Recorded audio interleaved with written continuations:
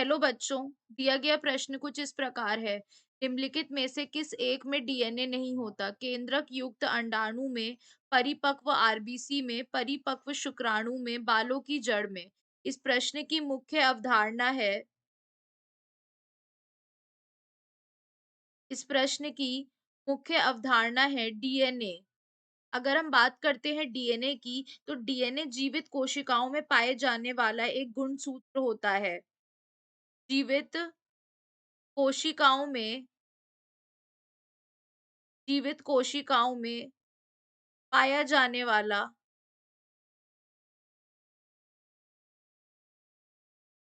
पाया जाने वाला एक गुणसूत्र होता है।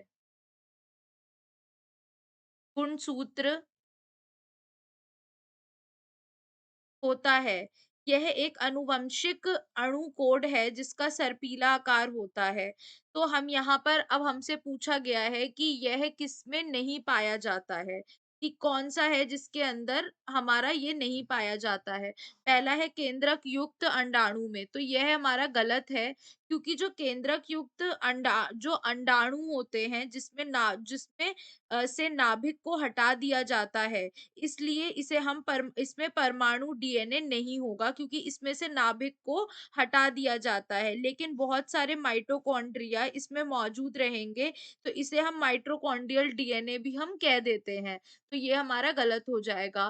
दूसरा क्या है हमारा? परिपक्व आरबीसी।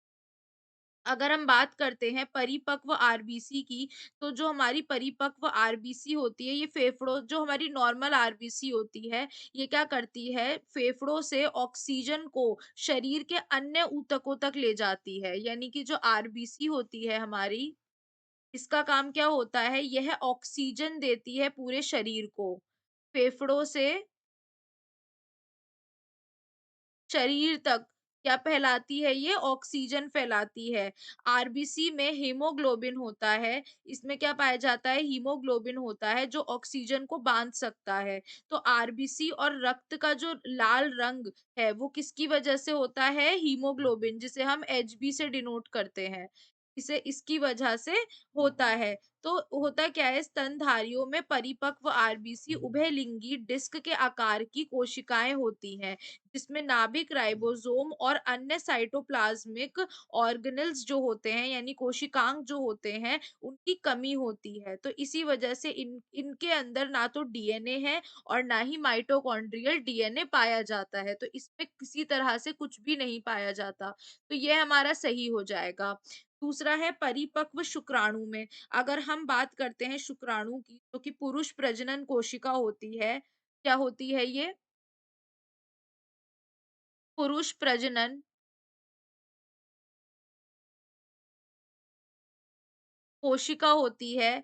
तो इसमें क्या होता है? यह गतिशील होती है और विशिष्ट परिपक्व शुक्राणु की संरचना में एक सिर और एक पूंछ होता है। सिर जो होता है उसमें कंपैक्ट न्यूक्लियस मौजूद है, तो इसलिए उसमें जो है डीएनए मौजूद होता है। अब अगर हम बात करते हैं बालों की जड़ की, तो बाल जो होते हैं वो दो अलग-अलग संरचनाओं से बनते हैं, जिसे हम क्या कहते हैं? हेयर फॉलिकल और हेयर शाफ्ट। यानी इसकी दो संरचना होती है, हेयर फॉलिकल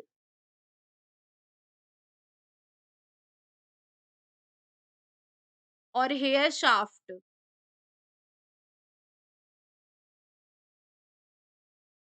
हेयर शाफ्ट ये दो संरचनाओं से मिलकर बना होता है। बाल जो होता है, बाल की खूब त्वचा के नीचे स्थित जीवित भाग है, और जो शाफ्ट होता है वो निर्जीव भाग होता है।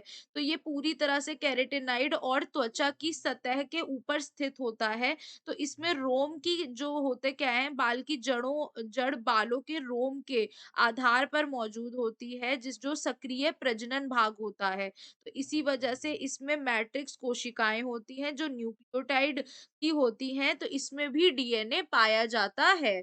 तो हमारा सही उत्तर क्या हो जाएगा? ऑप्शन बी, जिसमें बिल्कुल डीएनए नहीं पाया जाएगा। Option B. आशा करती हूँ आपको समझ में आया होगा। धन्यवाद।